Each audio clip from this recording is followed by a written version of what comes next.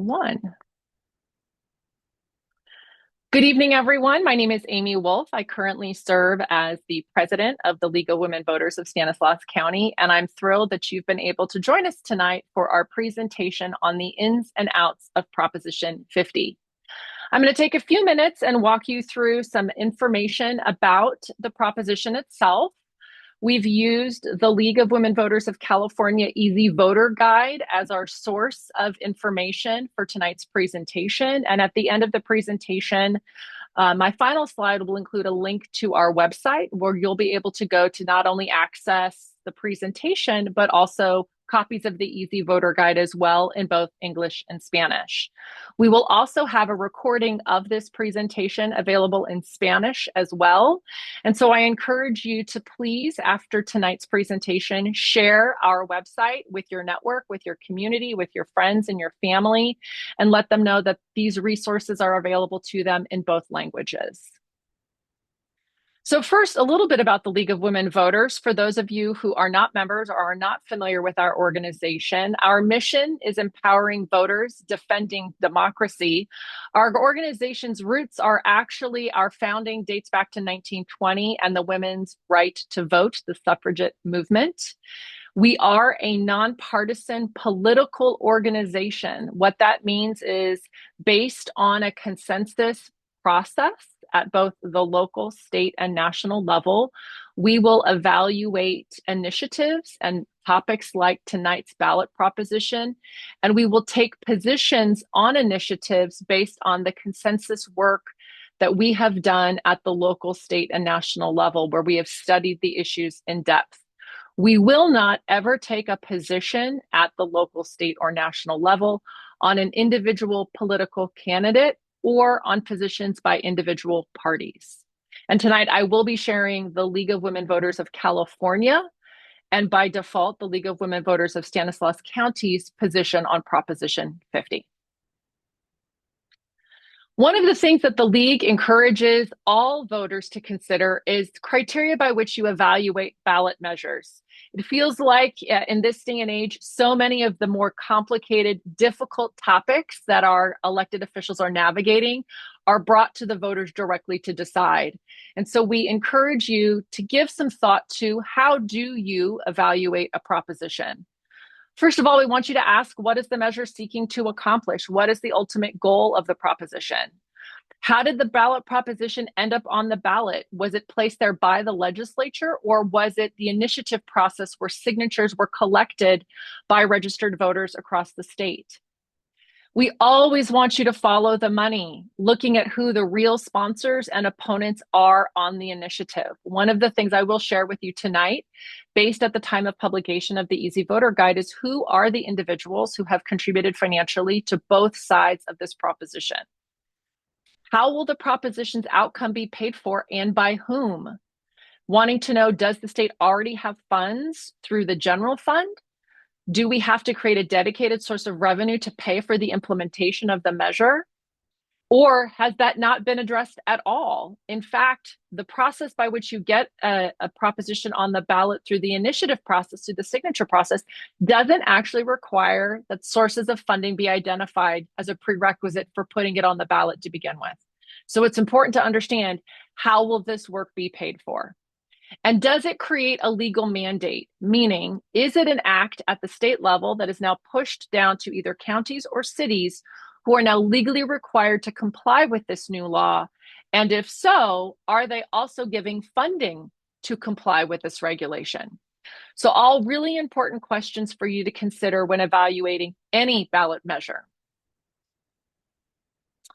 We want to encourage you to use trusted sources of information. Certainly, we're biased, and we believe that the League of Women Voters of California for issues focused at the state level and the League of Women Voters of the United States for issues at the national level to be a trusted, vetted source of information.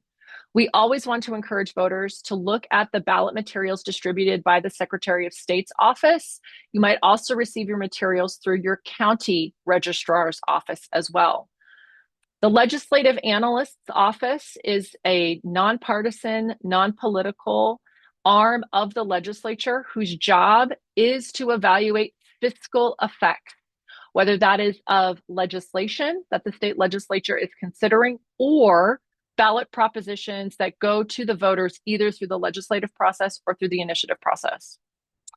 Ballotpedia has become a really great source of information. They consolidate resources from the Secretary of State, from the Legislative Analyst's Office, as is calmatters.org. And we're going to use CalMatters as a resource tonight in looking at how to find what the changes to your district might look like. So let's get into the meat of what Proposition 50 represents. And it is about the redistricting of our state's congressional district boundaries.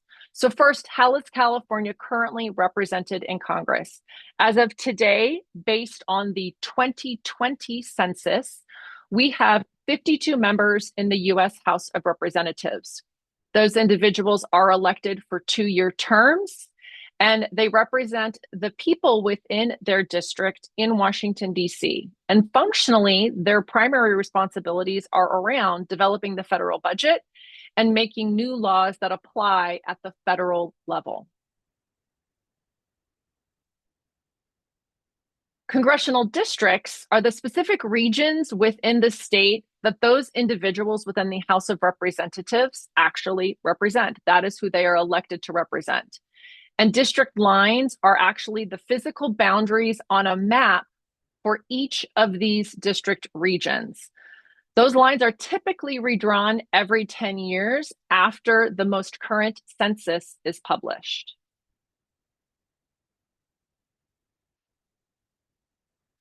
So what is redistricting and gerrymandering?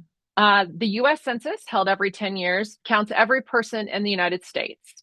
And in simple terms, those boundaries are redrawn to ensure approximately equal numerical distribution in the districts. So each of those 52 districts in the state of California has roughly the same number of people. And that obviously gets changed to reflect the total count of people that takes place every 10 years as part of the census. This idea of gerrymandering, it's not new to the advent of our current political times or to Proposition 50. It's an idea that dates back to the 1800s. And it is this concept that a district's lines are redrawn in favor of one political party or another. Gerrymandering is not limited to Congress, the U.S. House of Representatives. Gerrymandering can take place at the local level. It could be within our city council's district boundaries.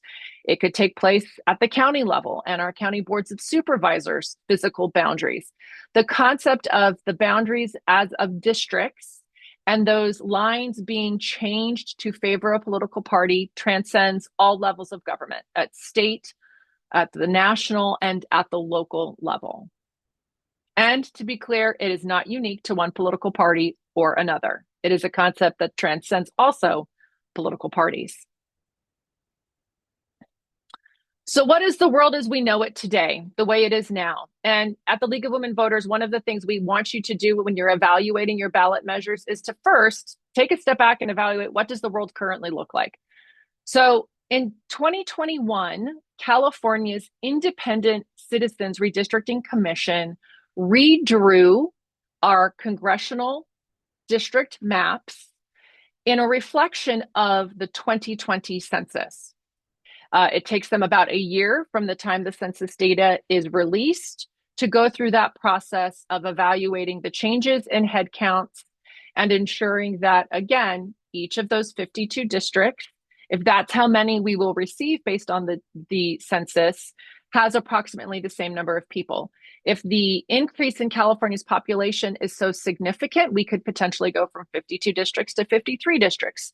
Or if so many people have left California from the previous census, those 52 districts could go down to 50 districts. And again, their job is to create boundaries that align with logical, natural, other occurring boundaries within regions and roughly the same number of people in each district.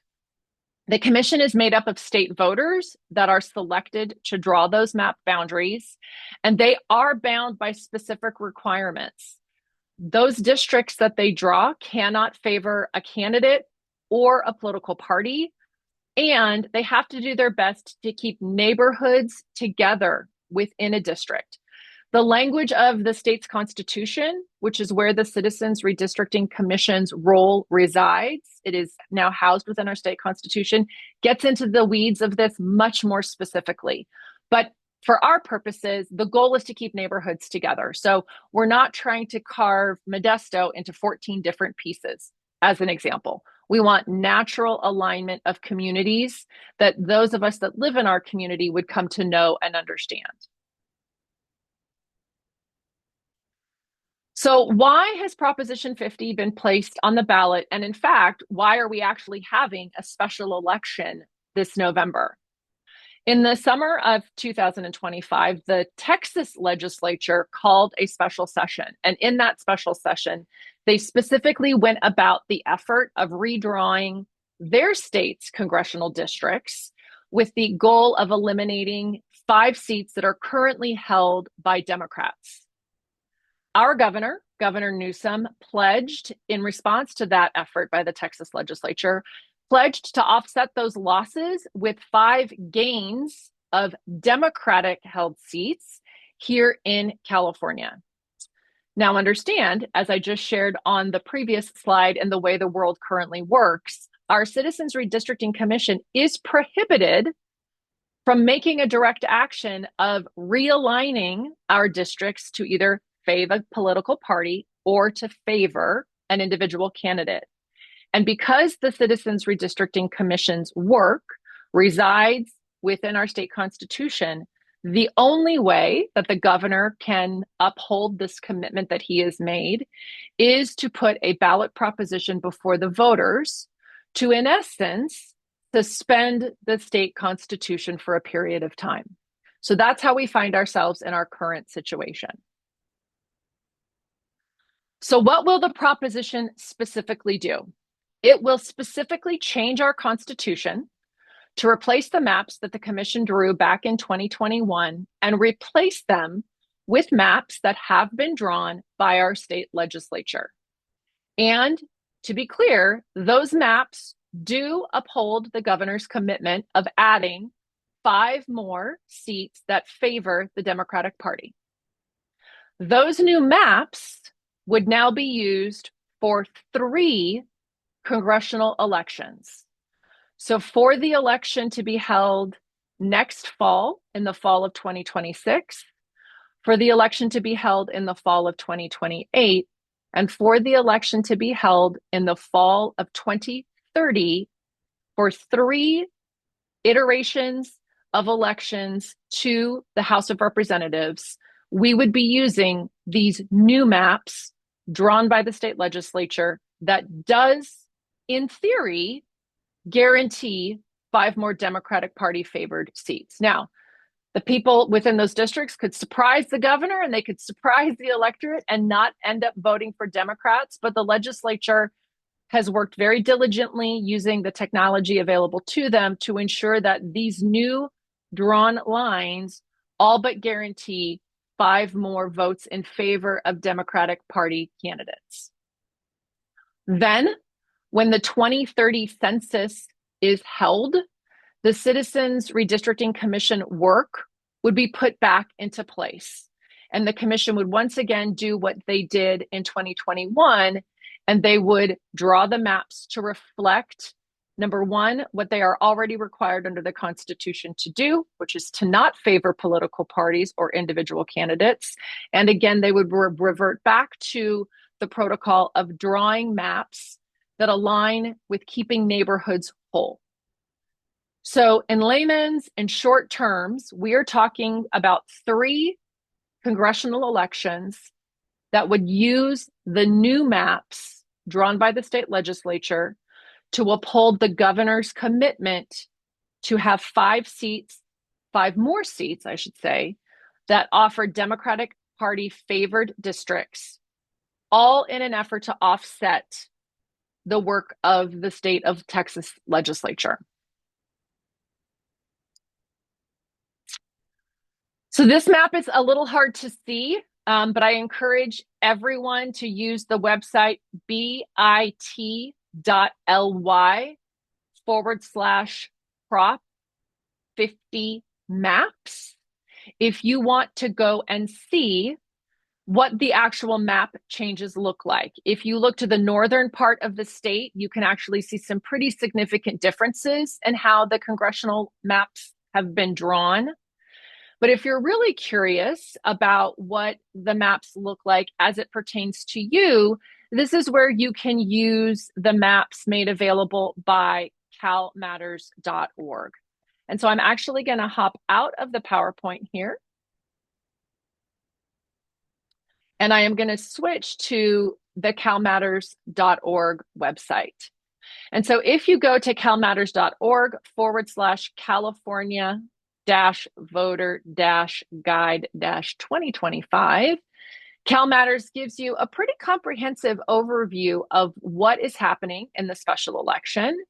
It gives you key dates to remember. So for instance, yesterday, all of our county elections offices began mailing our ballots. I don't know about you, I have already received mine in the mail. And today was the date that secure ballot drop-off boxes opened. You can scroll down to find frequently asked questions. You can get some details about what the proposition would do and why it's on the ballot. But what I care about is this handy dandy tool right here. Will your congressional district change if voters pass Newsom's plan? So we're going to type the street address of my office building. I have an office in the AgSafe building. And so I am going to look up 1935 G Street here in Modesto, California. You place that in and it gives you what is the current and what would be the proposed changes to the district. The purple is the current district.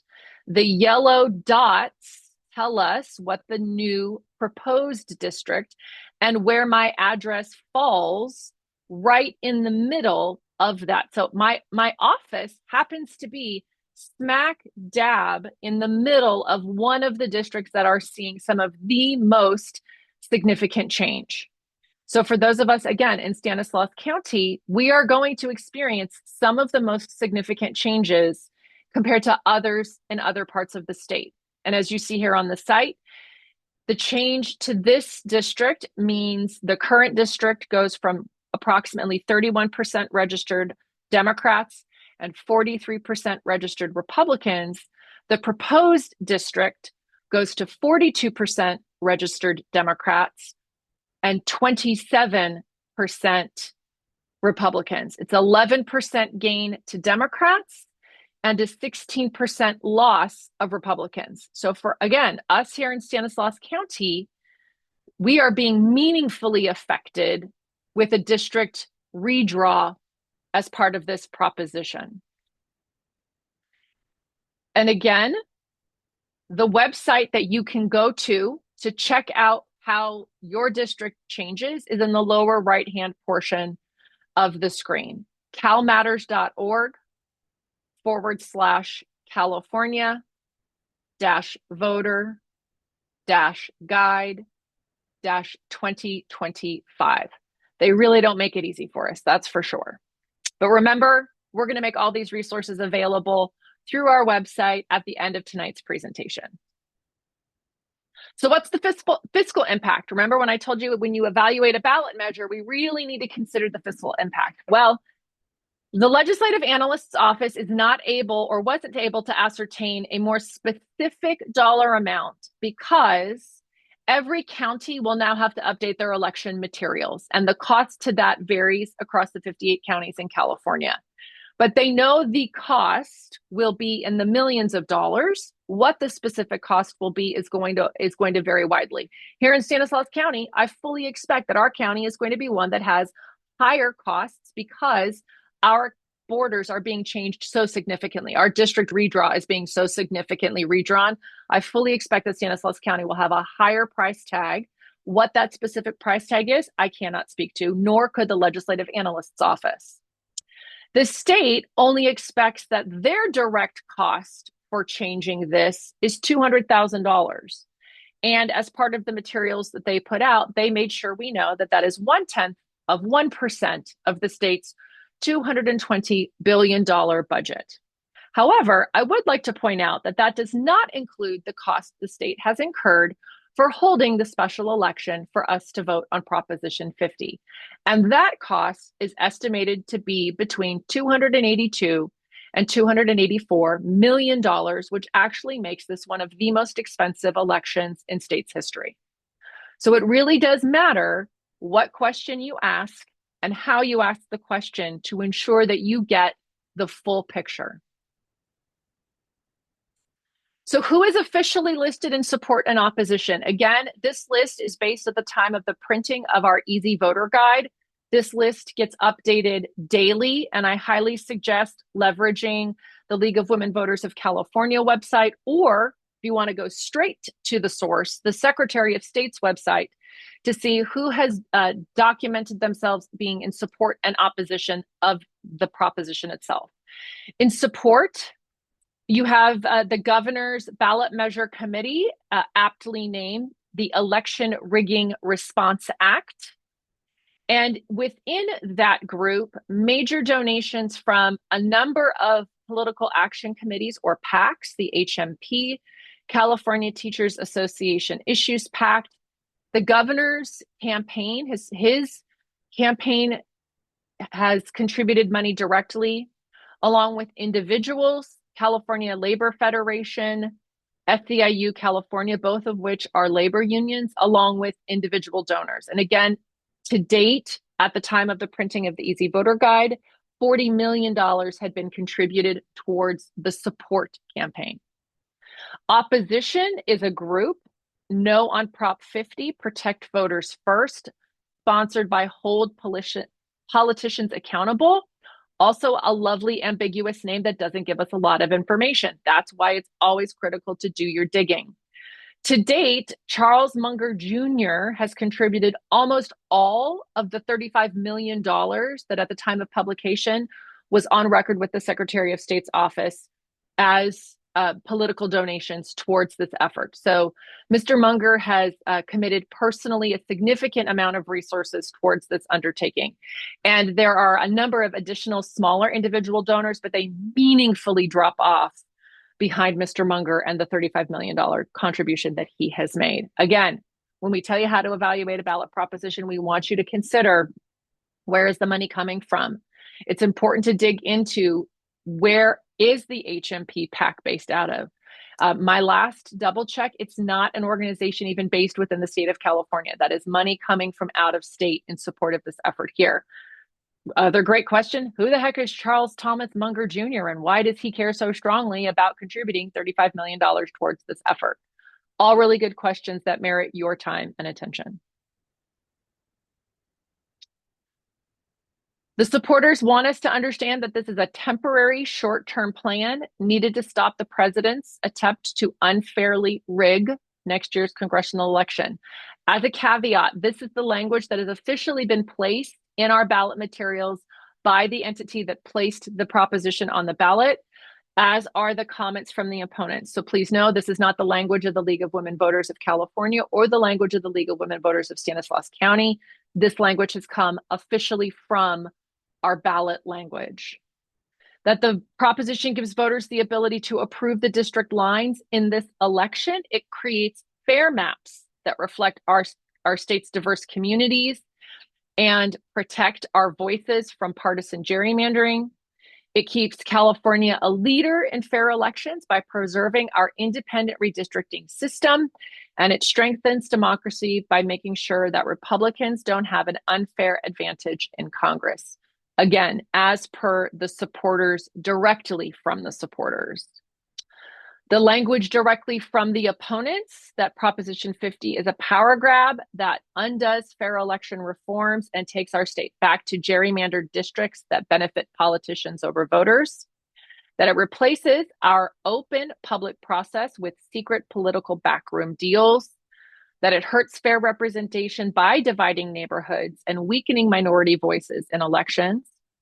That Proposition 50 lets politicians control our district lines for years and could open the door to permanent, not temporary control.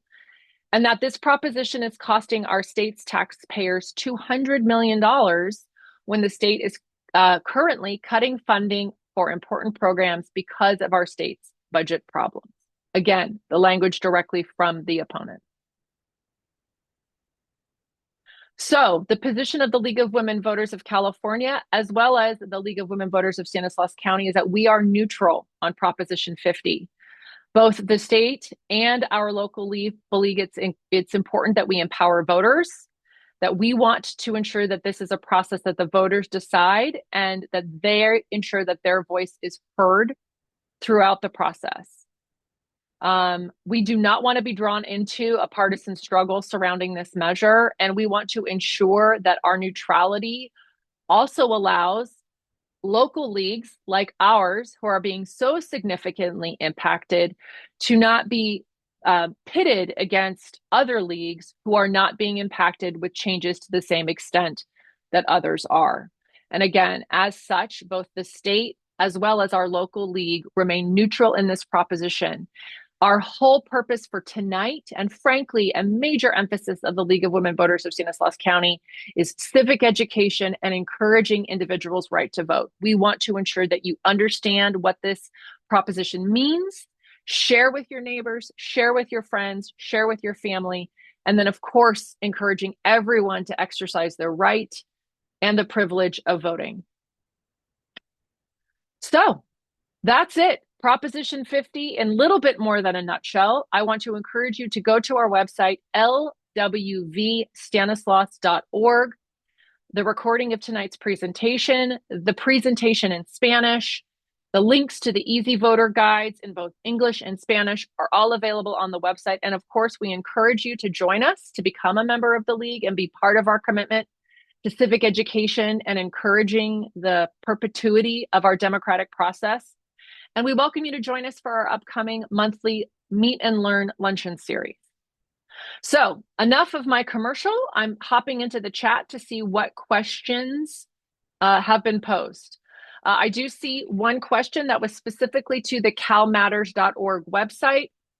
Hopefully I was able to cover that. And if not, please go visit the lwvstanislaus.org website and we will get you connected over. So Patterson will be clumped in with the Bay Area. Yes, you do need to zoom in to get things a little bit more finely detailed because unfortunately, this process will change the commitment of the redistricting commission. Neighborhoods are being bifurcated through this process. And so most of the city of Patterson is now being pulled into a district with our friends and neighbors up and over the hill, heading up over the Altamont, heading up and over the Pacheco Pass, and you will be pulled into a district from the East Bay Area. But I do want to encourage you, if you want to really get into that granular level of detail to see that street by street view, to go to the calmatters.org website. It lets you zoom in, down to the peanut detail and see exactly how your community will change through this redistricting effort. I want to encourage you, if you have any additional questions, I'll give everyone another minute to hop into the chat. If not, I want to thank everyone for joining us. Again, I cannot underscore enough, the League of Women Voters of Stanislaus County is truly committed to ensuring the education and dissemination of thorough and complete information. So I appreciate all of you for joining us tonight. And thank you for your willingness to become educated, and ask that you take your information that you learned tonight and share it with that network of yours, your friends, your family, and your neighbors. With that, thank you, everyone. Have a wonderful evening. And just remember, make sure you fill that ballot out and get out to vote. Thanks so much, everyone. Have a good night.